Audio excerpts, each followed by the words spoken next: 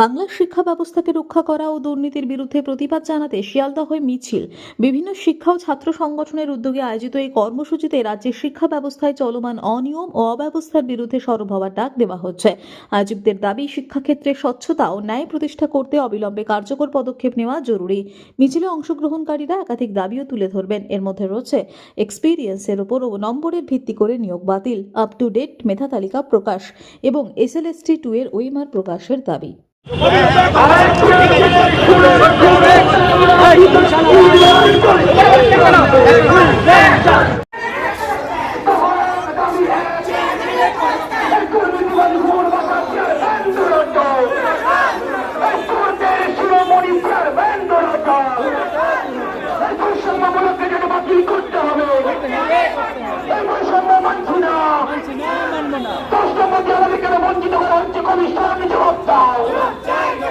আমাদের স্বচ্ছ মেধাকে খুন করা হচ্ছে।